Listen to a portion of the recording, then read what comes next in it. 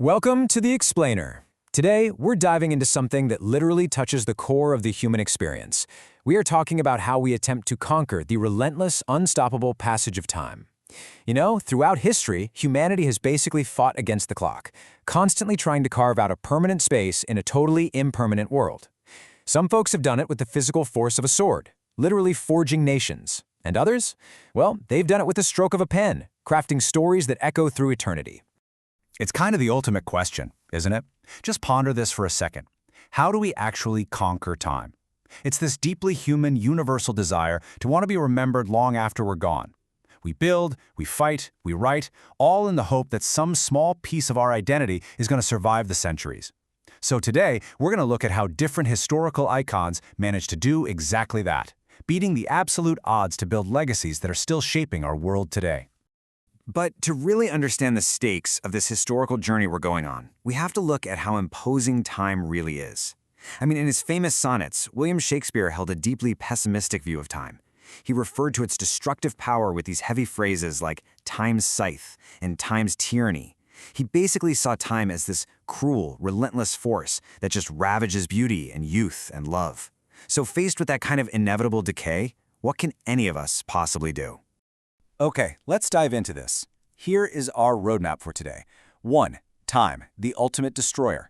2. Washington, forging a nation. 3. The bard's mysterious life. 4. The globe and the stage. And 5. Conquering time through legacy. Section 1. Time, the ultimate destroyer. So notice the highlighted phrase here, destructive force. According to deep dives into Shakespeare's sonnets, the poet visualized time as a strict, linear movement. We're not talking about a gentle, repeating circle here. It's everlapsing, and he described it with intense adjectives like devouring, swift-footed, and injurious. In this framework, human beings are just tiny and insignificant, entirely incapable of physically stopping the clock. Basically, to build a legacy, you have to find a loophole. Section 2. Washington, forging a nation. Now, looking at this classic military portrait of George Washington, you might actually be surprised to learn that he lost way more battles than he won during the Revolutionary War. It's true.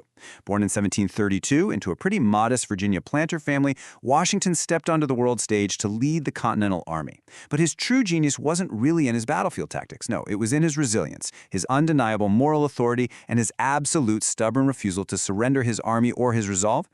And this brilliantly illustrates how he secured his legacy off the battlefield. Washington was a total innovator. I mean, he revolutionized military logistics. He managed to secure heavy weapons from Fort Ticonderoga and deployed privateers to just choke off British supply lines.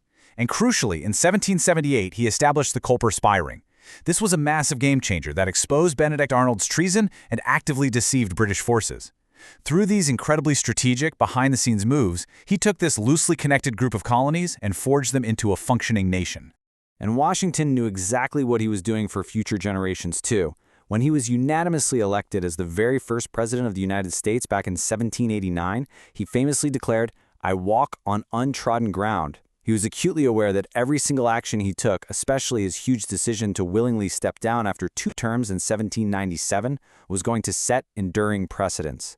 He was intentionally building an institutional legacy that was meant to way outlast his own life. It's really fascinating how, over time, these historical realities and institutional precedents evolve into something that's almost mythical.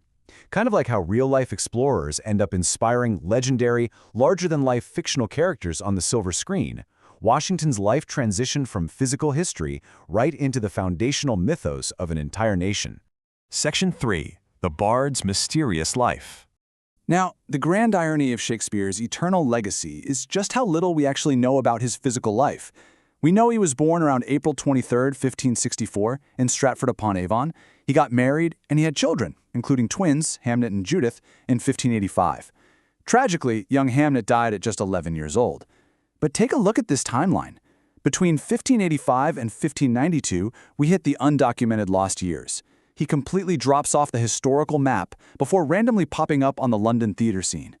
Even his death in 1616 is a total mystery, with 0 contemporary sources explaining exactly how he died.